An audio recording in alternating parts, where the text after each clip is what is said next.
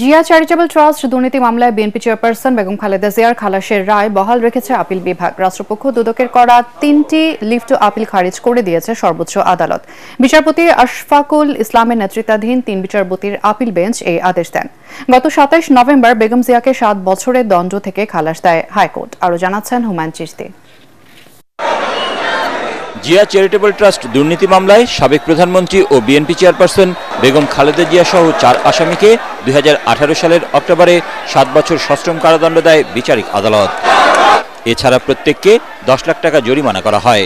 একই সাথে ট্রাস্টের নামে কেনা ৪২ কাঠা জমি বাজেয়াপ্ত করে তা রাষ্ট্রের অনুকূলে দেওয়ার আদেশ দেওয়া হয়। রায়ের বিরুদ্ধে একই বছরের ১৮ নভেম্বর হাইকোর্টে আপিল করেন খালেদা জিয়া, যা এতদিন শুনানি হয়নি। ছাত্র জনতার আন্দোলনে রাজনৈতিক পট পরিবর্তনের পর আপিল শুনানির উদ্যোগ নেন বেগম জিয়ার আইনজীবীরা। শুনানি শেষে আপিল মঞ্জুর করে গত ২৭ নভেম্বর বেগম খালেদা জিয়া সহ সব আসামিকে খালাস দেয় হাইকোর্ট। হাইকোর্টের রায়ের বিরুদ্ধে গত ২৩ ফেব্রুয়ারি ৩টি লিভ টু আপিল বা আপিলের অনুমতির জন্য আবেদন করে রাষ্ট্রপক্ষ ও দুর্নীতি দমন কমিশন দুদক।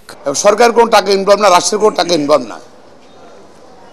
তারপরে এই মামলা কিন্তু আওয়ামী লীগ সরকার দুদককে ব্যবহার করে এই মামলা করেছিল বেগম খালেদার বিরুদ্ধে রাজনৈতিক হয়রানি করার জন্য। আপিলের অনুমতি দেওয়ার মতো কোনো প্রাথমিক উপাদান না থাকায় ৩টি petition for leave to appeal summarily reject করেছে, ডিসমিস করে দিয়েছে এবং তার মধ্য দিয়ে চূড়ান্তভাবে এই যে খালাস আদেশ যেটি হয়েছে মাননীয় হাইকোর্ট বিভাগের, এটি চূড়ান্তভাবে বহাল থাকলো। দুদকের করা এই মামলায় সাজা হয়েছিল বেগম খালেদা জিয়ার। তবে হাইকোর্ট খালাস দেওয়ার পর সুর পাল্টে যায় সংস্থাটির। দুদকের আইনজীবী বলেন, বেগম জিয়ার বিরুদ্ধে ক্ষমতার অপব্যবহার বা দুর্নীতির কোনো প্রমাণ পাওয়া যায়নি। এই টোটাল মামলাটা একটা জিনিস দেখা যাচ্ছে যে অ্যালিগেশন ছিল প্রধানমন্ত্রী হিসাবে বেগম খালেদা জিয়া, বাট সমস্ত সাক্ষী ইনক্লুডিং আইও, ইনফরমেন্ট, ব্যাংকার এক কথায় তারা স্বীকার করছে যে প্রধানমন্ত্রী হিসাবে কোথাও তার সিগনেচার বা কোনো কিছুই নাই, সেটা ব্যক্তি খালেদা জিয়া হিসাবে ছিল। এই জন্যে এই ক্ষমতার অপব্যবহার প্রধানমন্ত্রী হিসাবে এই জিনিসটা প্রমাণ হয়নি। এর আগে জিয়া অরফানেজ ট্রাস্ট দুর্নীতি মামলায় বিচারিক আদালত ও হাইকোর্টের দেয়া সাজার রায় বাতিল করে বেগম জিয়া, তারেক রহমান সহ আসামিদের খালাস দেন আপিল বিভাগ।